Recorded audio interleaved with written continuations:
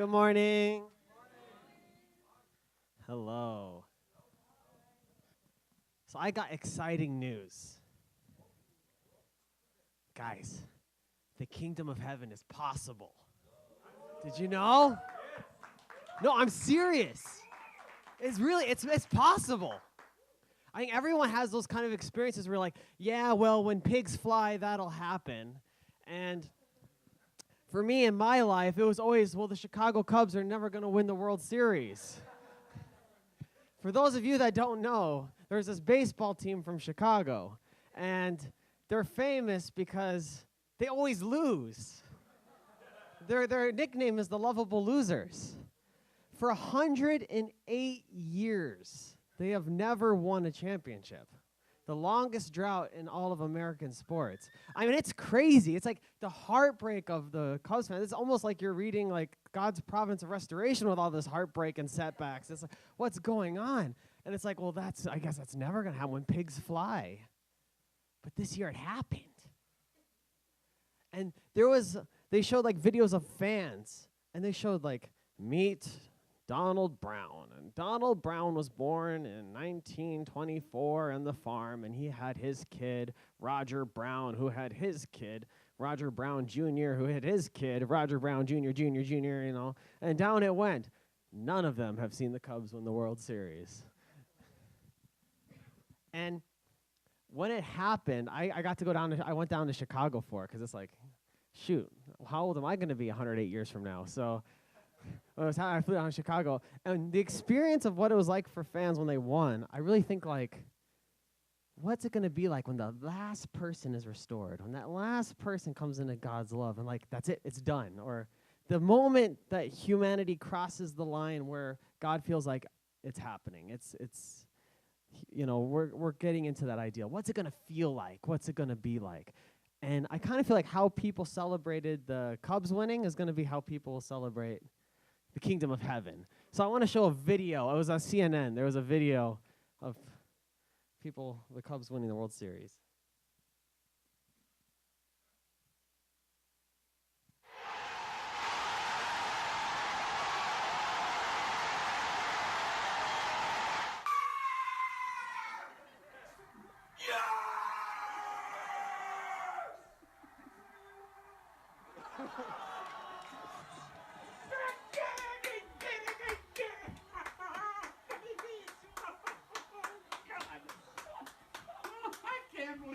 I can't believe it.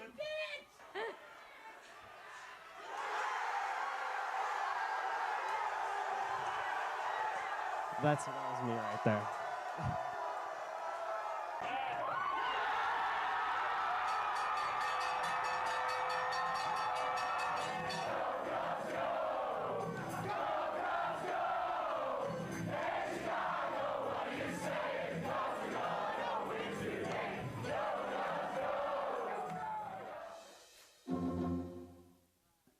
Yeah, it was crazy. It all happened, and then afterward, everyone like flooded into the streets, and literally there's so many people that eventually it got scary because no one could actually move, and people were crying everywhere, and I met like a friend. I had one friend that we lived in Korea together. We stayed at like a dormitory type program, and we and him used to wake up at 3 o'clock in the morning, and we used to, because of the time difference, we used to sneak into the cafeteria and watch the Cubs baseball games on TV, because they had a Korean player at the time, so they'd be on. So after we won, I knew I had to meet him, so I made him. Eventually, like, I flew there. My wife's going to school, I have a baby, so I can't really come. I just flew there. I didn't sleep any at all, and then we did the whole thing. It happened, and then I stayed up till like 3, 4 in the morning, and then I went to the airport. I just lied down for 2 hours, and then I got up, and I was like, whoa, was that a dream? And right when I said that, I turn and look at a TV, and then I see myself on CNN celebrating, and I'm like, and then so that was me like on celebrating. You couldn't really see it with the light and stuff, but it's just crazy. It's like, whoa, it wasn't a dream. There I am. But as much as an ordeal for the fans, like their heart was pounding, and they're just like so nervous, and things are difficult. As much as it was for the fans, I imagine what it must be like for the players. These guys knowing the history that's behind and how much people have waited and how much it'll mean for them. Tickets for these games were going for like $6,000, $7,000 a piece. The most someone spent on 2 tickets was $90,000. It's like this was a big deal. So imagine how the players feel knowing that they have to perform and they have to do it in this kind of situation. And in the during the game, they had like some of the players had microphones and they were talking. And one of the young players went up to the old veteran. They call him Grandpa Rossi. He's really old. He's a grandpa. He's like 35. And and then when he goes up to him, he's just like, I'm a nervous wreck right now. And like, what do I do? And he's like, just, it's only going to get worse. You just got to, don't give up, push through. You got to focus on what you're going to do. But it's like, what it must be like for those players. But what a joy it is to do that and accomplish it. And I wonder, they probably had that fear, that battle inside of them. Like, it's such a momentous thing. Do they want to challenge that? Or do they just want to kind of give up and not challenge that fear to go after something great? And I feel like, in a sense, what the Cubs did for their 108-year thing is kind of our position and what we're trying to do and what we're trying to go for. And so my question also is, do we sometimes feel that same fear? Do we hesitate? Does the emotion block us from going after something that we feel would be great to do? So today's sermon is going to be entitled, Nothing to Fear. Oh, I have the clicker. Hold on. Wait a second. Let's see. Does it work? I have to turn. Oh, okay. So first I want to ask you, if you could not fail, what would you do? If it were impossible to fail, 100% certainty it's going to be a success, what would you do? Maybe for some of you, you'd go after a big job or career. Maybe for other you'd start a big project that you know will benefit people. Maybe you would reach out to that person you meant to reach out to, or you'd serve someone you meant to serve. What would you do if you can't fail? And the question then is, if we really want to do it, why don't we? If it's something we really want, why don't we go for it? And too often enough, a big block is just this is the thing called failure, a worry about failure. The thing is, it's actually not failure itself that holds you back. It is the fear of failure that paralyzes you. The fear of failure has been called to be the greatest block to adult success than anything in the world. It's just you can become paralyzed by it. It stops people from even want to try. And it's like we become so afraid of what might happen and what's going on that we don't go after something we really want to do. We become, let's see here, yep. We become afraid that maybe if I fail, I'm going to lead to ruin. And even though we get these thoughts, we know it's not going to be the case. We know we're not actually going to be to ruin, but somehow that fear comes in. We can have a fear of, what are people going to think of me if I fail? What are others going to think? And even worse, we worry, what am I going to think of myself? How am I going to think about me? And all this goes on, and it blocks us from doing something we know we can do, we want to do. It's in us. We feel it. Where does it come from? Why did this all happen? Well, in the Garden of Eden, we know the story with Adam and Eve.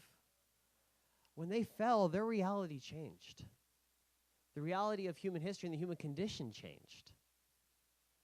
Adam and Eve started from the time of the fall, they changed to a life of darkness, of regret, and fear. And this fear, this kind of culture of fear has been passed down from generation to generation to generation. Also, they lost the true love of God. They lost understanding and just growing up naturally with God's true love.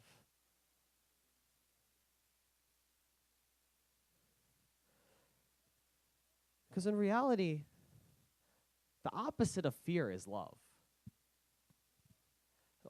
It was once said that every human action that's taken is either motivated by two things, love or fear.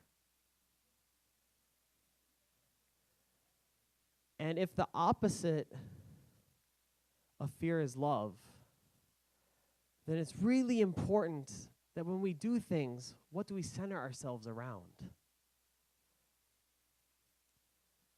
We need to see ourselves from God's viewpoint. That's the biggest thing that happened in the human fall, in my opinion, with the change of lineage and everything, is that we lost, and it's the start of everything, but we lost God's viewpoint. Think about it from a parent's viewpoint. Let's say you're a parent. I can say it now because I'm a parent. So let's say you have a baby, and let's say this baby's trying to walk, and then the baby gets up and it's trying to walk, and then walks around and then falls down. What are you gonna do? You're gonna go, you little baby, you're so silly. Oh my gosh, you can't even walk. Your mom walks, I walk, your brother walks, your sister. You can't even walk. What kind of kid are you?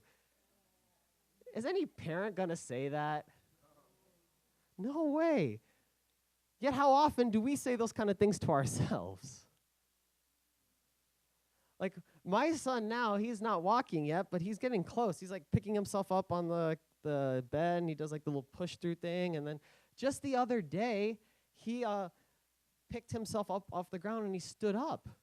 And I wasn't like saying, "You little baby," like everyone can do that. I was excited. I was like, oh. And I looked like, Keystone, like, oh, you did it. And then he kind of looked up and looked at me and then smiled. But then he kind of looked down and realized what he's doing and that he doesn't know how to do it, and then he fell down. But can you see the parental heart from God's viewpoint? How silly it is if we want to try to do things and we block ourselves and we accuse ourselves, but what would be God's heart towards us in doing things? I think as a parent, we want our children, we want our kids to go for their dreams, to try.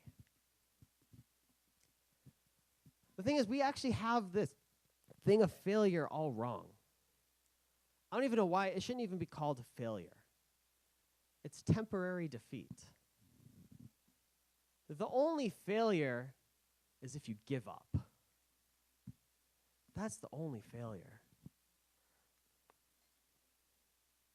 So we need to take something that we look at, and we need to all of a sudden change our perspective on it. Some people might not realize what happened. We have to look at failure. This term we have, failure, this debilitating, like paralyzing term, and we need to look at it differently. Because when you look at something differently, it changes.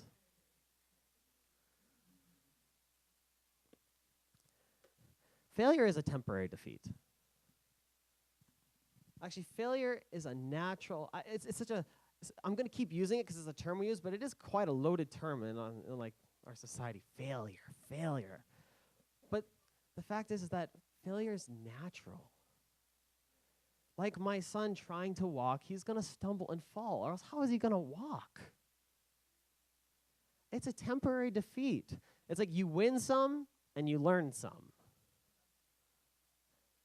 Thomas Edison, I'm sure many of you know, but he, in making the incandescent light bulb, it said he failed hundreds of times. And it's quite famous, his persistence. If you want a story of persistence, he's one of the great ones. And a reporter asked him, like, how can you keep going if you fail again and again and again? And he goes, I didn't fail. I just found the 100 ways it didn't work. You know, I'm one step closer to finding the way it does work. The truth is that if we set a goal, if we strive to do something, and let's say we are successful every time, then what's the point of actually going for the goal? We could already do it. There's no growth. It means we're not dreaming big enough. We're not stretching ourselves more. If you don't fail in something, you're not dreaming big enough. We're all here on this earth to grow. And it's through these experiences that we learn, we grow, and then we become more. And as we become more, we can do more.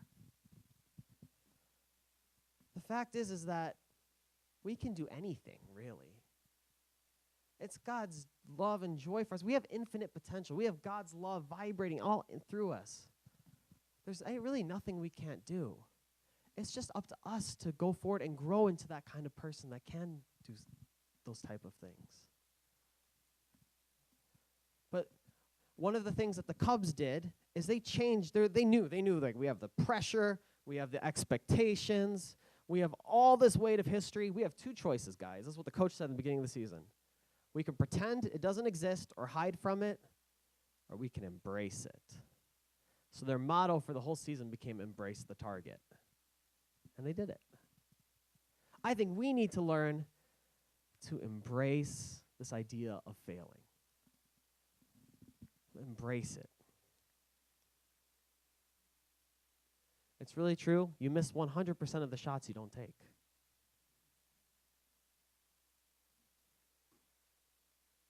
A quote, I think from his Hall of Fame speech, Michael Jordan said, "I've missed more than 9,000 shots in my career. I've lost almost 300 games. 26 times I've been trusted to take the game-winning shot and missed.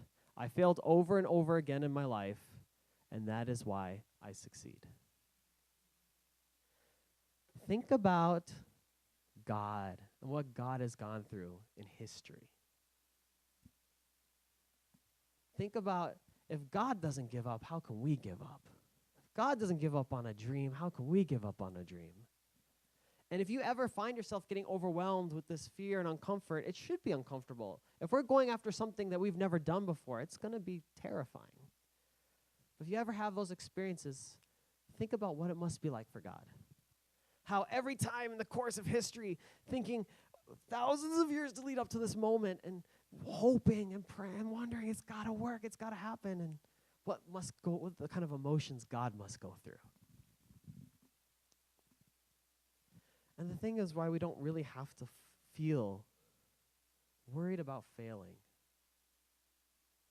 Yeah, we'll go to the next slide. It's because we have God behind us. We are not on our own. I don't think oftentimes we don't realize that our 5% is really to determine our goals and go after them, and that God's going to back us up. 95% every time. It's principle. And the Bible says, "Fear not, for I am with you. Be not dismayed, for I am your God. I will strengthen you. I will help you. I will uphold you with my righteous right hand."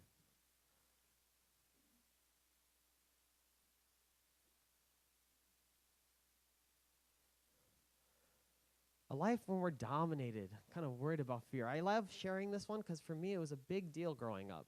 I often got paralyzed by anxiety. A life held by fear is miserable because you're like in this midway position. You're just sitting on the sidelines, overlooking and just worried, and it's kind of just the stagnation. For me, I shared it in a previous talk, but for me, I realized this stagnation, this feeling of not going after a dream, this is the worst feeling of all. Even if the worst thing happens, if you know you went for your dreams and you went for what you believed was right, there's a joy in that. We need to become people that can take that leap of faith.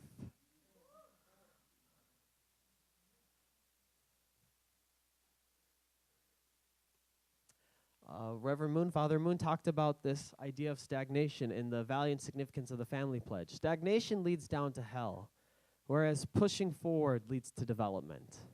To sleep long hours and be lazy, gluttonous, and self-indulgent are not acceptable in relation to God's providence.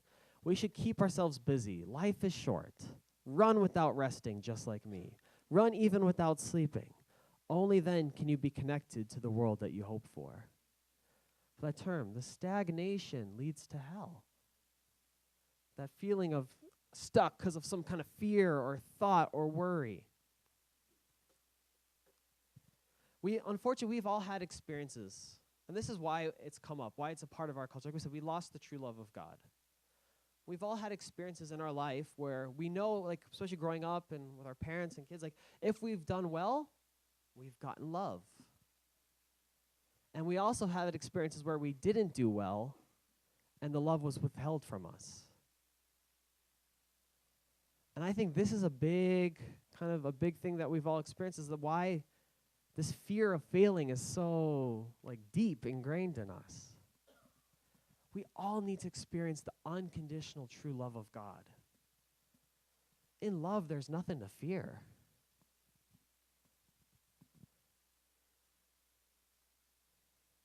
In the present situation, centering upon the will of God, 1982, with the great power of love and truth in our hands, we have nothing to fear and no reason to hesitate.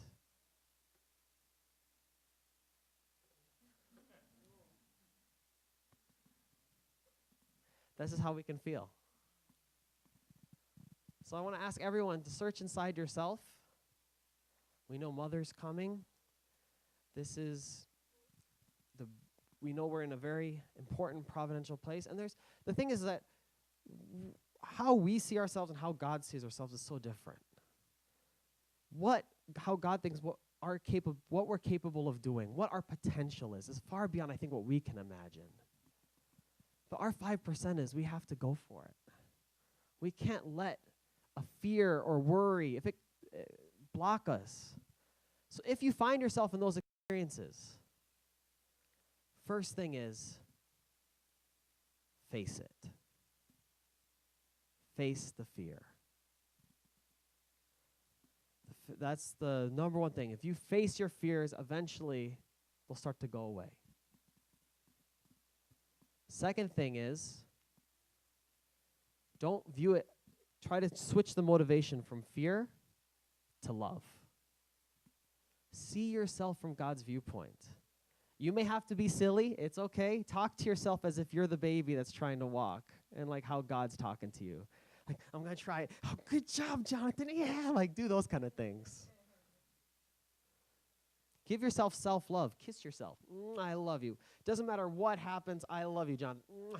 It seems silly, but we need to do it. Unconditional love. Every parent knows as their kids are going for their dreams, we're just so proud. And the last thing is, have confidence. You are not doing all this by yourself. There's an infinite power behind you. And this power is going to work if we let it work. God will work if we open ourselves up for God to work. We're the only real barriers or blocks for God working. It's not that God doesn't have desire. It's not that the potential's not there. The ability's not there. So these are the really things you go in life. So to conclude, I want to share like one of my experiences going through it, the kind of the fear and the terror. Because when I was young, I used to get anxiety all the time. And so therefore, I tried to challenge myself, and I did things like gave me the most anxiety. So I'm not really a big guy. I don't like confrontation, so I played football, and I did wrestling. And when I did those things, I just remember all day I'd be nervous for practice. Like all day I'd be looking at the clock, and every day, just like, oh my God, soon it's 3 o'clock, and I have to go through my 2 hours of hell. Oh no. And then when it's over, it's like, and then I wake up the next day and do it all over again. Or I also did public speaking contests, because that scared me a lot. So I did public speaking contests in high school, and all day I'd be like sweating nervous. I'd be walking back and forth, and I'd go to the bathroom like 10 times. And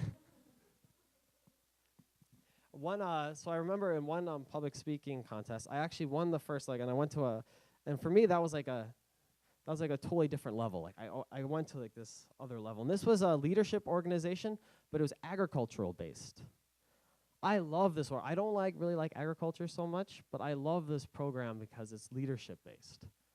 Like when they have their officers and their officers finish their duty or their year of service, they always give a talk to the group and like what lesson they want to impart. And it's always do something that lives for others. Don't live for yourself. It's like, I just loved it. And so I got to this next level, and for me this was intimidating because this is like a whole nother group, a whole nother level. The winner of these ones go to the state competition. And I remember I got up there, and I'm going there, and I felt kind of out of place. I was nervous.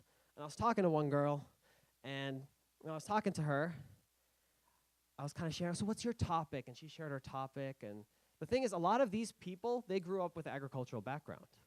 They have family farms, or they had businesses, and so they know a lot of things. I did not. And so I was like, oh, you experience those kind of things. My topic is this. I have a question, like, what do you think about this point or that point?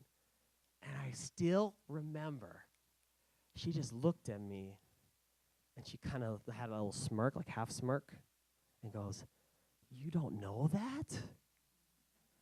And then she thought, oh my gosh. And the way she said it was basically saying it in a way that, you're in trouble. Like, what are you doing here? And that's how I felt.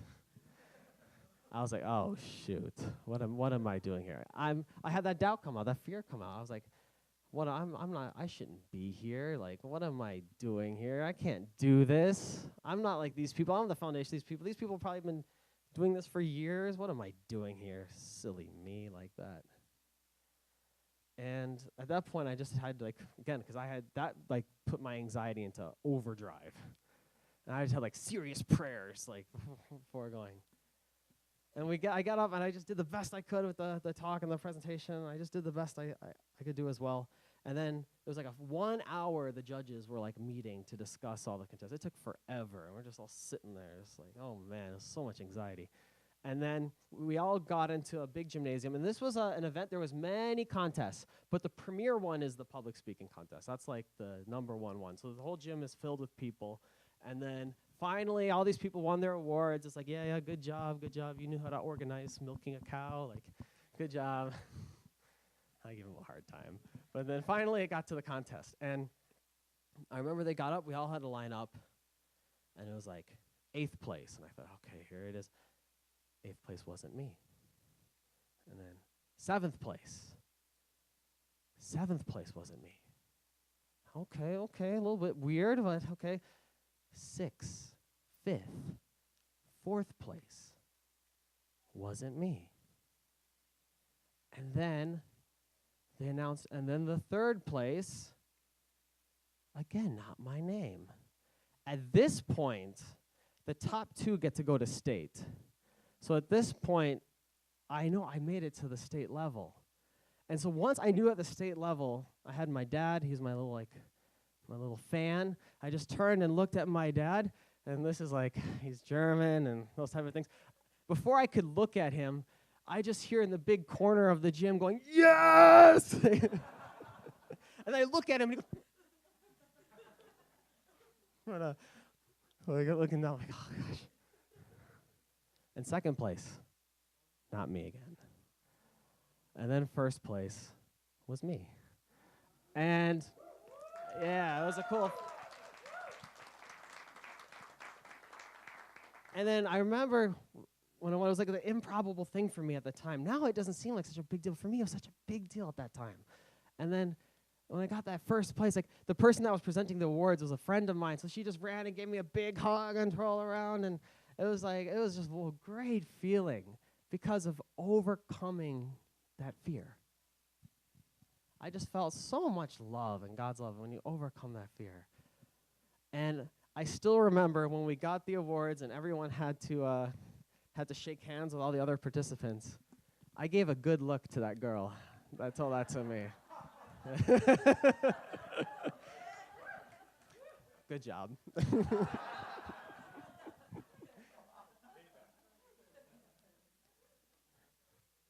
So in your own lives, there's something great you can do. This, for some, we know we have to acknowledge this exists. It's such a block. It's a block for everyone. But let's change how we view it. What's the worst that can happen? Probably what we think is the worst that's going to happen is not going to happen. God is with us. You can do something great. Don't let your own doubts and worries stop you from fulfilling your potential and your dreams. I really feel like this is what we need, and this is what God's looking for us, and I know that if we can become these type of people, it'll bring joy to True Mother as well. So please join me in prayer.